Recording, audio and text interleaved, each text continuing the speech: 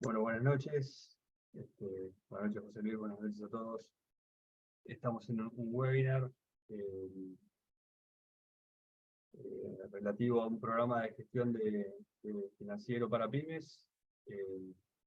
Es un curso que el Centro de Posgrado de la Universidad de Montevideo dará a partir de agosto, del 16 de agosto. Es un programa que tendrá 4 meses de duración.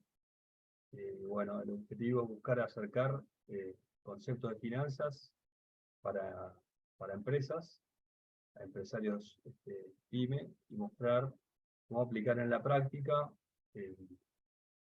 herramientas de finanzas, ayudar a planificar y bueno, gestionar finanzas de empresas y dar apoyos en decisiones de financiamiento y su impacto en temas comerciales y de inversión, ¿no? Bueno, el programa está diseñado básicamente para gente que tengan cargo de responsabilidad en pymes, puede ser propietarios, puede ser gerentes. Es un curso que será 100% online, en el formato de los miércoles en la mañana, de 8 a 10:45, y bueno, terminará en diciembre. ¿De acuerdo? Es un curso que al final de dicho curso se da un diploma para que participe. Y bueno, básicamente consta de 4 módulos, ¿no? Módulo de estados contables, diagnóstico financiero y presupuestación, un módulo de capital de trabajo, otro módulo de evaluación de proyectos de inversión, y finalmente la gestión financiera en la empresa, ¿no? Eh, eh, Ahora hay 3 profesores: Hernán Etienot, de Argentina, de Argentina, Daniel Ferrés, y José Luis Olivera, que comparte conmigo el webinar.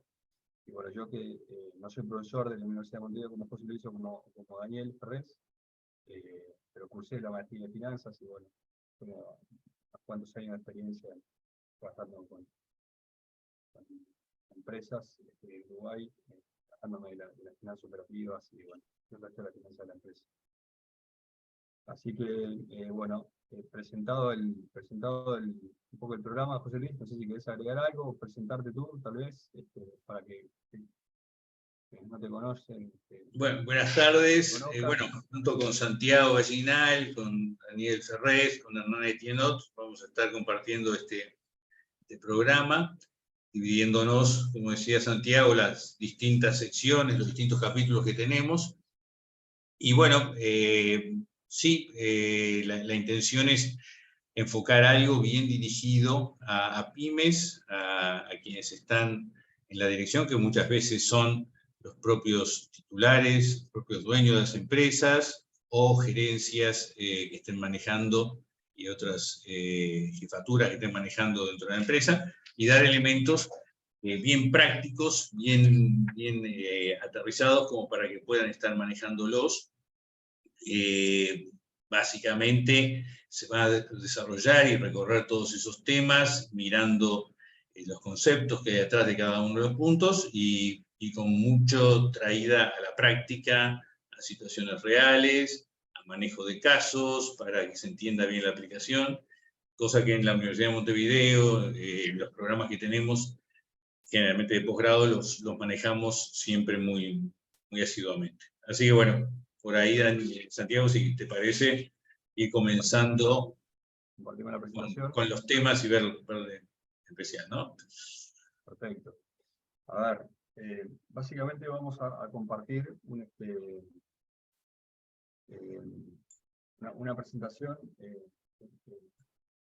toque el tema de estados contables, algunos herramientas para diagnóstico y algunos temas relacionados a proyectos de inversión. Bueno, para iniciar, a ver, básicamente una empresa para llevar adelante su operación, para vender, lo que necesita son activos, ¿de acuerdo? Y bueno, activos de corto plazo, activos de largo plazo. Los activos, bueno, pueden contar la caja de la empresa, cuentas a cobrar, necesita inventarios, invierte en activos fijos. Y bueno, de alguna manera la forma de conseguir de conseguir financiar esos activos es a través de recursos que consigue, puede ser recursos propios, de recursos genuinos que surgen espontáneamente con la operativa de la empresa, o recursos que uno le puede pedir a un tercero que tenga un cierto costo, como puede ser una deuda con el banco, ¿no? Entonces, creo que uno se encuentra en un balance de una empresa, se encuentra por un lado los activos y por otro lado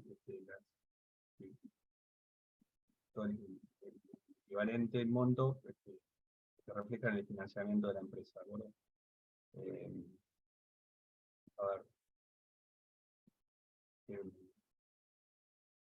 Bueno, básicamente, ahí sí, para que se vea.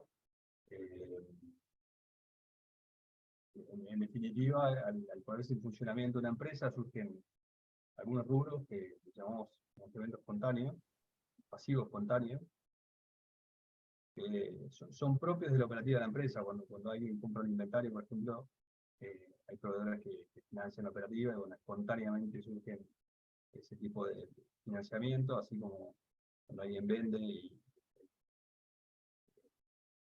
por ejemplo, tiene impuestos a pagar y bueno, también espontáneamente surge el financiamiento por parte del Estado por un plazo corto. Pero, bueno, encontramos crédito de largo plazo, de corto plazo, de largo plazo, que tiene un costo en la sociedad o financiero del banco, los recursos propios que pueden ser o bien los aportes de los accionistas, o bien la reinversión de ganancias.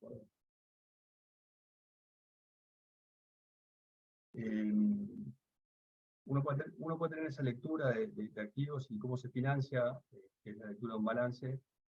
Puede tener otra lectura, que es una lectura según los plazos, ¿no? Según si son cuestiones operativas de corto plazo, cuestiones ya financieras de largo plazo.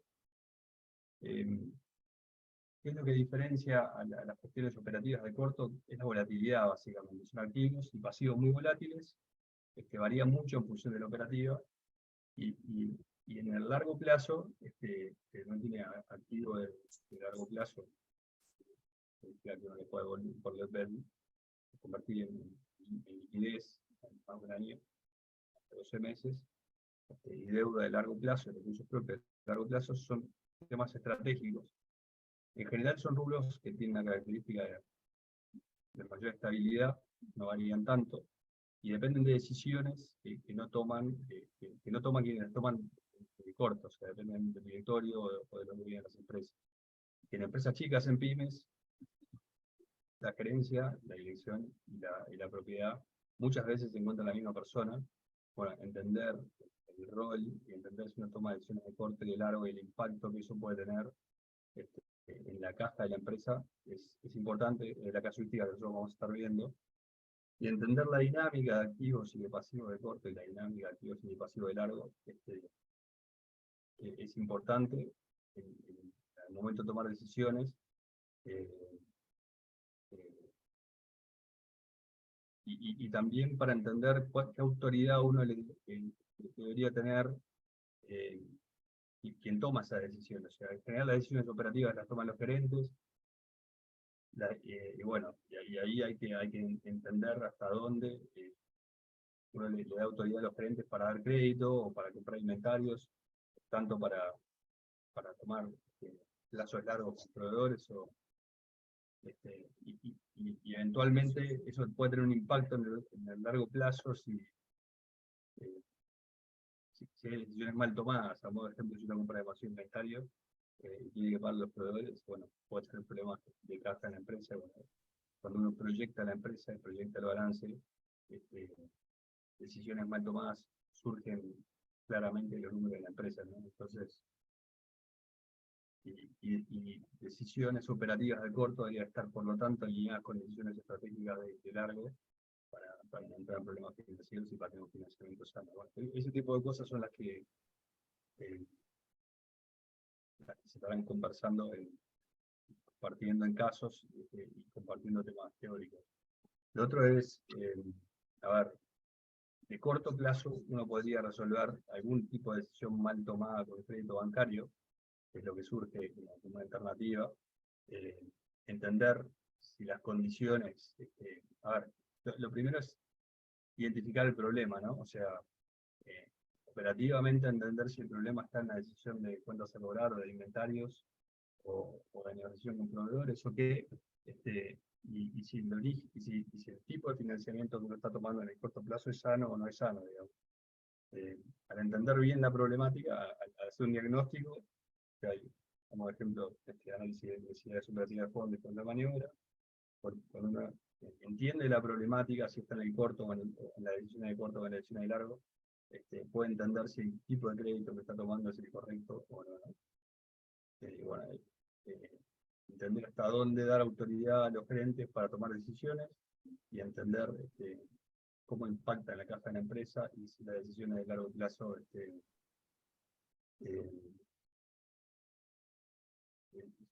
son correctas y están equilibradas con las decisiones operativas de corto plazo, es importante. Y bueno, de una proyección de balance, por ejemplo, al proyectar o al armar un modelo de proyección de balance, bueno, uno puede identificar eventuales problemas por malas decisiones, ¿no? No sé, José Luis, si tenés algún comentario al respecto. No, no mucho.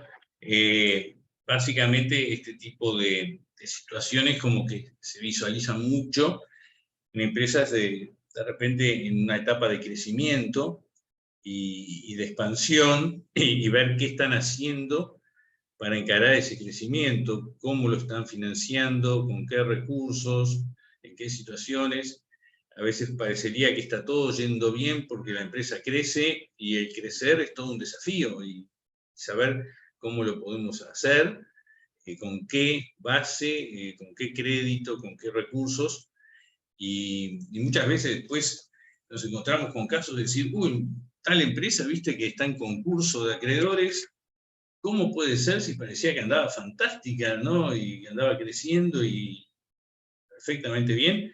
Y bueno, hubieron aspectos que no se tomaron en cuenta en ese proceso, y las bases no estuvieron firmes. Y bueno, en algún momento algo pasó, algo falló, y realmente le complicó el funcionamiento de la empresa. Así que lo que estabas diciendo, Santiago, lo comparto totalmente. O sea, buen análisis, buen discernimiento de ver a dónde recurrir y sobre qué base ir tomando los fondos, el financiamiento para las necesidades que te genera todo el activo, ¿no? Sí, mira, en línea con eso, algo de lo que se va a estar repasando es, en función de las distintas etapas de madurez de una empresa, el tipo de financiamiento que conviene en función de los activos que se van a necesitar según la etapa de madurez, ¿no? O sea, en una etapa muy incipiente, una empresa genera mucho riesgo, bueno, ¿cuál es el tipo de financiamiento más sano para una empresa en etapa, una empresa que está naciendo, una empresa que está creciendo, una empresa que está madura, ¿no? Que es un poco lo que tú describías. Así que ese tipo de cosas van a ser las que se van a estar tratando también durante el programa. O vamos a una fase de diagnóstico financiero, José Luis, que bueno, aquí en la presentación hablamos algo más de ratios, ¿no? De análisis de negocio, análisis del estado de resultados, análisis del estado de situación, proyecciones, hacer un poco de diagnóstico y plan de acción.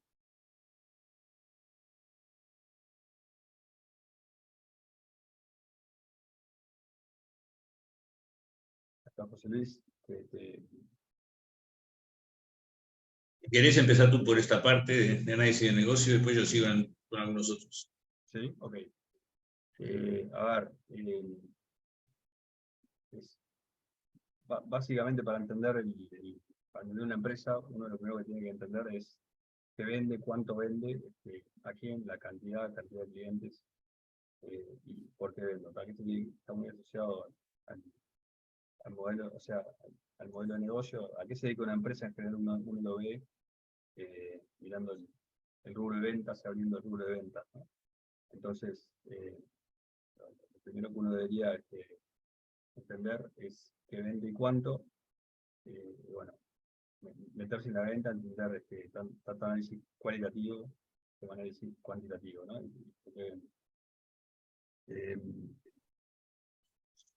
Por otro lado, bueno, cuán eficaz es la empresa, cuán productiva, básicamente uno lo mide por el lado de las ventas, y cuán eficiente es, uno lo analiza ya abriendo el estado de resultados, ¿no?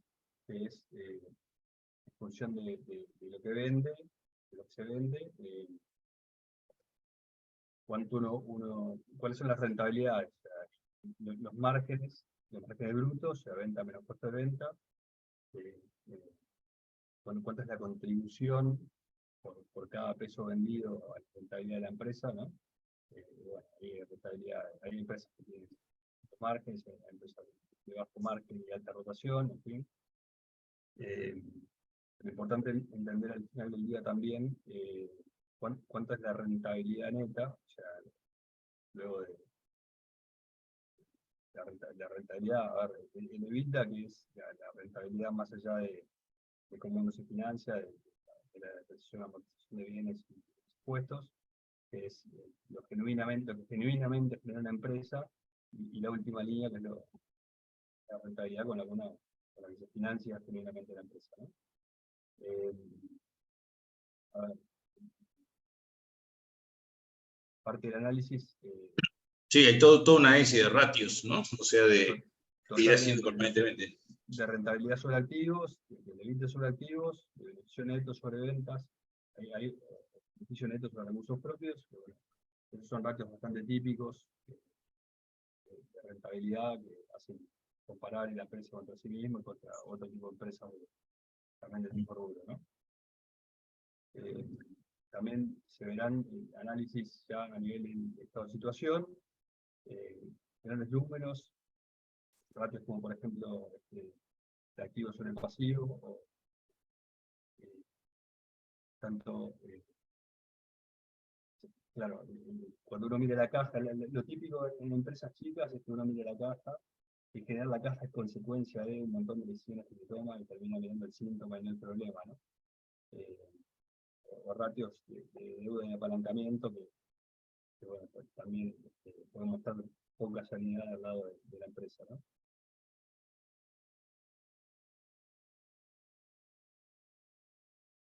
No sé, José Luis, si quieres hacer algún comentario aquí. Sí, entre la anterior y esta, que básicamente nosotros como que estamos usando una determinada cantidad de recursos, que son los activos que la empresa dispone, y existe todo un financiamiento con el cual está trabajando y que está manejándose.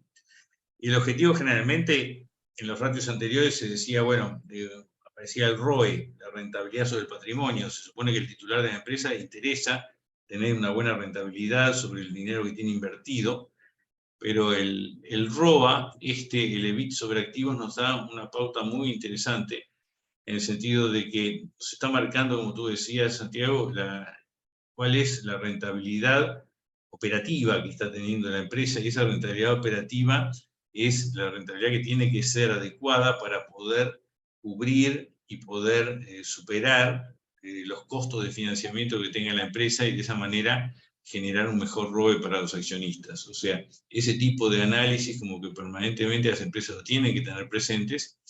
Y además, esta partecita de acá abajo de los drivers que aparecían, el hecho de estar abriendo la información y estar metiéndose adentro de cada uno de los componentes, empieza a poder detectar cuáles son estas palancas de generación de rentabilidad que puede tener la empresa y ver dónde poder actuar. Muchas veces uno ve a alguna empresa que, yo vuelvo a las etapas de crecimiento, que son a veces las más conflictivas y las más complicadas, ¿no? O sea, de ese crecimiento que planteábamos ahí al principio.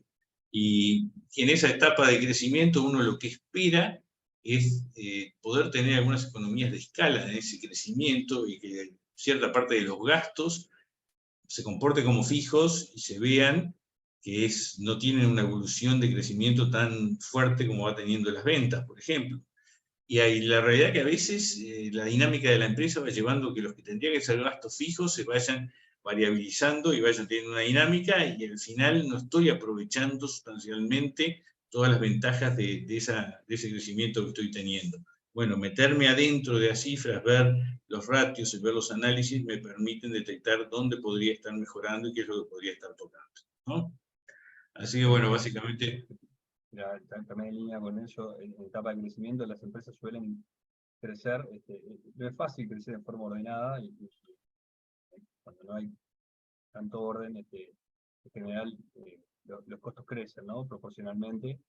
Entonces, lograr buscar eficiencias, los gastos crecientes, en etapa de crecimiento es muy importante. Y lo otro es detectar los grandes rubros, ¿no? O sea, grandes rubros de gastos, de presupuesto, que es donde etapas de crisis, como pudo haber pasado en Play, en otros momentos, donde ir a buscar eficiencias por escala o por negociación o por lo que sea, ¿no? Pero uno seguramente, y en particular en etapa de crecimiento, puede encontrar eficiencias en rubros grandes, ¿no? O sea, seguimos por acá, José Luis. Sí, y pasemos para esta otra. Este es un análisis muy interesante, ¿no? Este análisis del ROE, que ya dijimos que a la empresa le importa mucho, y poder abrir ese ROE, que es el beneficio neto sobre patrimonio, en 3 otros ratios. Si nosotros ese beneficio neto sobre patrimonio, evidentemente si multiplicamos por activos sobre activos y por ventas sobre ventas, sigue siendo el mismo beneficio neto sobre patrimonio, no cambió nada.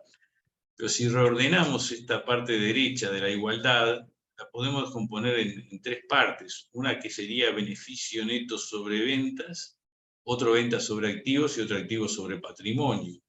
Y esto sí aporta mucho, es lo que se llama el análisis de DuPont, que por un lado dicen, bueno, el ROE, ¿cómo se genera? Una parte por el margen que va dando la empresa, el beneficio neto sobre ventas.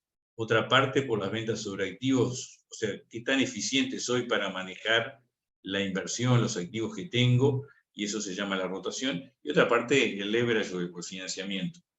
Meterse a mirar esto realmente es muy interesante y aporta mucho, porque ve dónde la empresa está teniendo fortalezas y dónde está teniendo debilidades para generar una determinada rentabilidad para los accionistas. Y poder trabajar adentro de estas cosas siempre es interesante y siempre es conveniente, ¿no?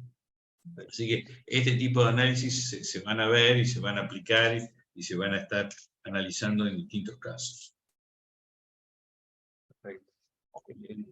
¿Algún número que se te ocurra de alto, capaz que estés acostumbrado, pero alto beneficio neto sobre ventas, que tenga un alto indicador de ventas sobre activo de rotación o de activo sobre patrimonio, de leverage, para tirar alguna punta así en el webinar?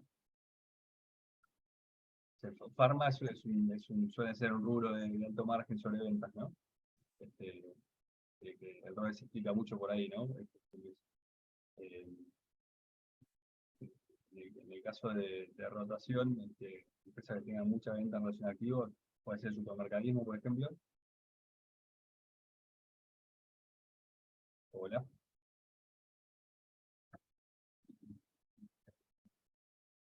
Empresas con alto leverage pueden ser los bancos, como ejemplo, ¿no?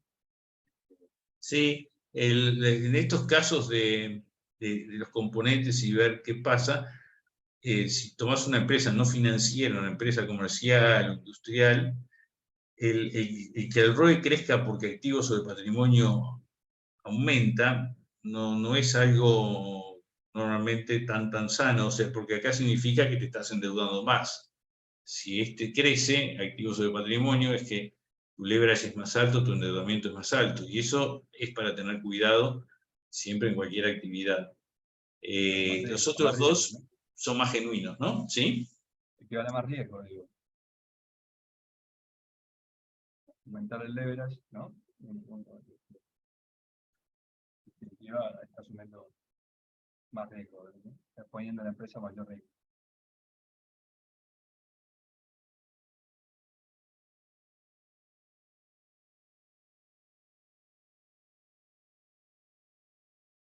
José Luis, ¿seguimos por aquí? Sí, sí. Bueno, esto es un poco de lo que hablábamos recién, ¿no? La idea sería tener margen y alta rotación. No es lo que suele ocurrir, digamos, en función de lo que sea tú en la psicología. Uno explica el ROI en función de si tiene alto margen, baja rotación o bajo margen de rotación o Sí, de repente tenés empresas que venden poco, pero tienen muy buen margen en lo que venden, ¿no?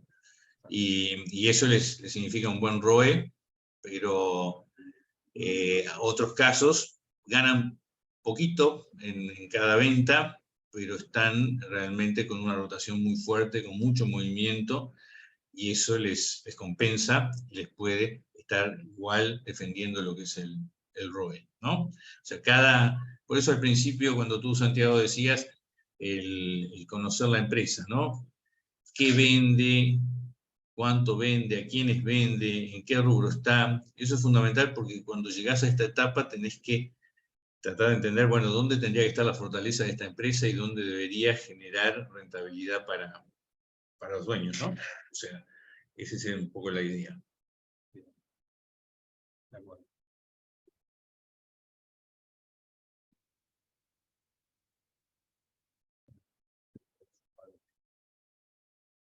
Muestra un poco lo que decíamos recién, ¿no? Lo ideal, alto margen, alta rotación,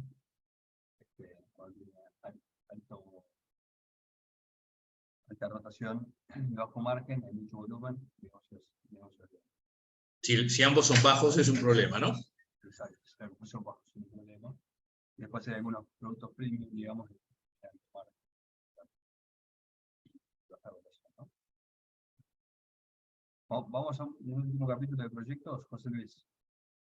Bueno, hablamos algo de esto, no muy largo, pensando en si después hay alguna pregunta.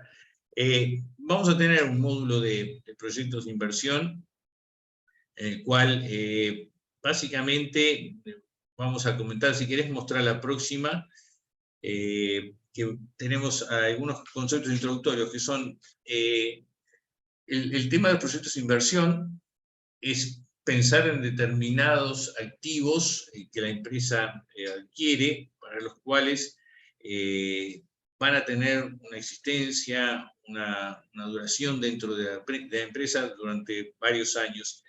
Y generalmente se le dedica un poco más de atención y un poco más de análisis a estas inversiones de capital, y muchas veces no porque sean en volumen de dinero más grandes que lo que es los activos corrientes, lo que la empresa tiene en inventarios, lo que tiene en cuentas a cobrar o en otros lados, sino por el hecho de que es una decisión de una vez que se toma y que sabe que muchas veces son poco reversibles esas inversiones. Si compré mal la máquina va a ser difícil cambiarla después.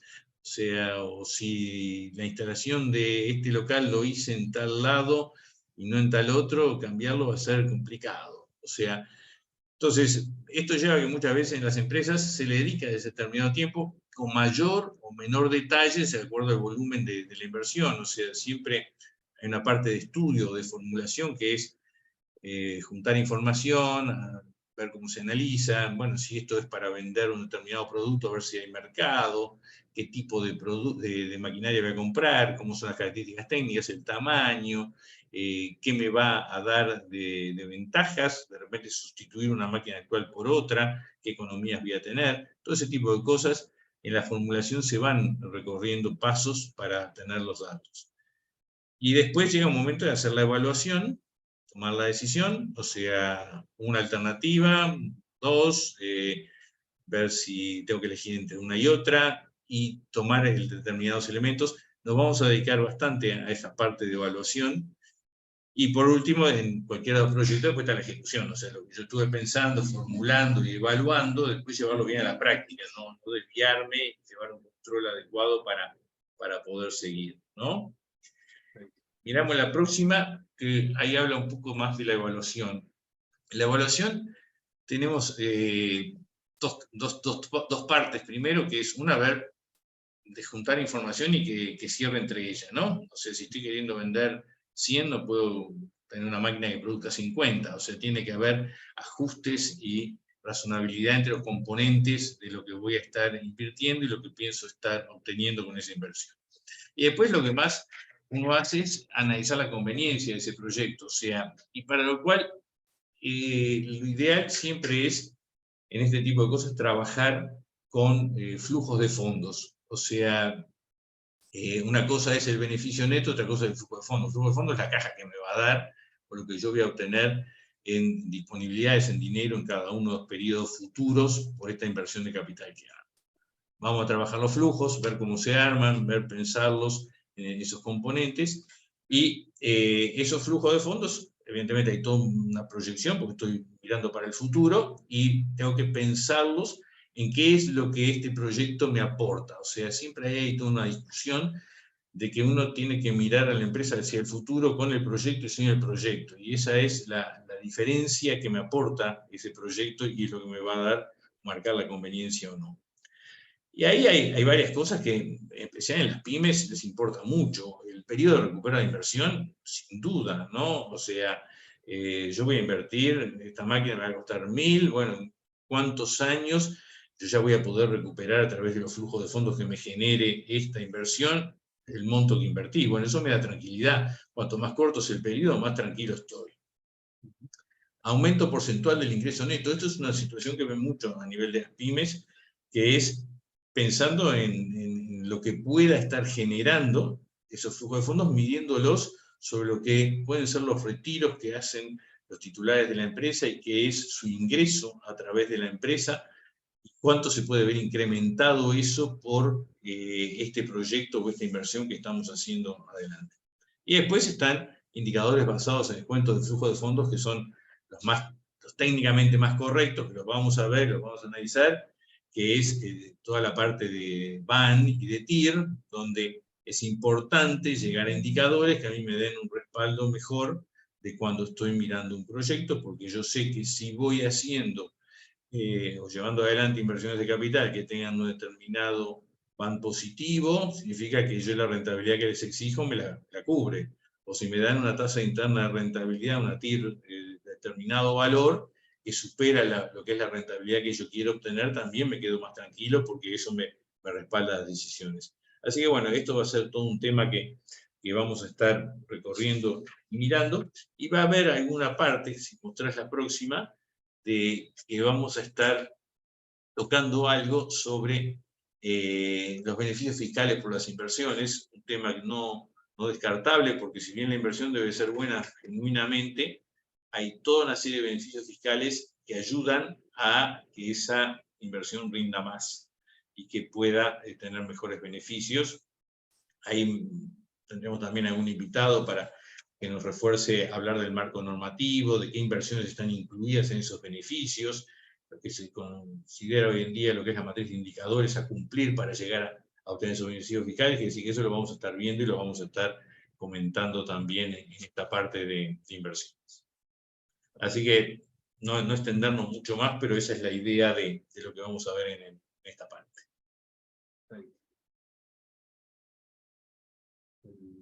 José Luis, si te parece, podemos abrir a preguntas para quien quiera hacer alguna pregunta.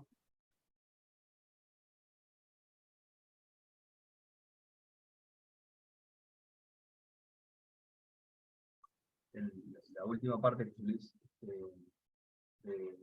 la última parte de nuestra presentación. No, ahora cerramos la presentación.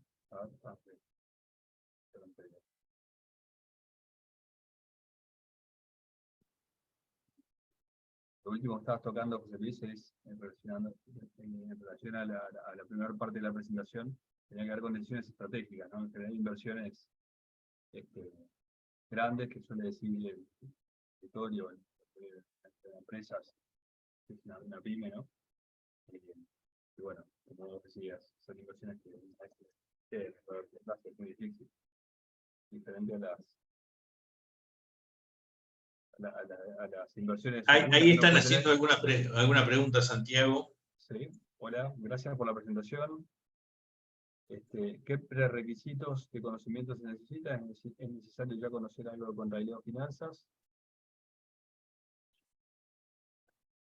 Bueno, nosotros vamos, te voy a complementar, Santiago, pero nosotros vamos a estar dando una parte inicial en la cual se van a estar dando algunos elementos contables. Eso Hernán Etienne, cuando ingresa a los temas, da algunos casos de aplicación para ver temas contables. Y después, más que nada, lo que se busca en la primera parte es entender los contenidos de los estados contables, con lo que después con esos estados se va a trabajar mucho durante todo el programa, y eso es importante. Para nada es necesario que sean ni contadores, ni expertos en contabilidad los que concurran a esto. Si tienen alguna base que por algún lado han obtenido de contabilidad, sin duda que ayuda y fortalece más la posibilidad de aprovechamiento, pero no es necesario tener una base previa de conocimientos contables como para estarse metiendo en esto. Va a haber algunos elementos iniciales, unos casos iniciales en los cuales se va a dar una introducción con una óptica de contabilidad para la gestión, o sea, de qué es lo que hay dentro de los estados, tener una idea básica de cómo están armados esos estados para que después empezar a poder aprovecharlos en el movimiento. Si tú querés comentar algo más. No, el objetivo es ese, básicamente poder ayudar a entender la información, que se convierta en herramientas para poder gestionar mejor la empresa, ¿no? O sea, esto no va a ser un curso de contabilidad propiamente dicho, digamos, pero sí entender qué es lo que muestra, qué es lo que se ve en un balance y cómo leer un balance, eh, cómo gestionar desde esa información, y bueno, también aprender a leer los indicadores que surgen de los rubros del balance, ¿no? Bueno, esos conceptos se van a ir transmitiendo, así que y la idea es cada módulo está enganchado uno con otro, con lo cual los conocimientos, los conceptos que se irán compartiendo en los módulos serán la base para el siguiente. Bueno, no es necesario como prerequisito que se sepa contabilidad. No, mismo en algunos de estos programas que a veces viene gente, bueno, que no tiene una profesión, pero han venido profesionales de la medicina, han venido profesionales de abogacía, de distintas carreras que no tienen normalmente una base contable como para estarse manejando, y bueno, hay un proceso de acercamiento a todos esos elementos para familiarizarse con el armado y con la forma que opera la contabilidad, ¿no? De hecho, en el último módulo la idea es contar un poco de bajar experiencias, ¿no? O sea, no entrar tan en el detalle ni aprender a hacer tal vez flujo, sino más bien entender cómo usarlo, qué información se puede sacar de ahí, qué decisiones se pueden tomar, cuáles son los criterios de decisión. Saber que existe la herramienta y saber que la utilidad que puede sacar, ¿no? Si hay alguna pregunta, vamos esperando un poco, damos unos minutos a ver si alguien más se anima con alguna pregunta.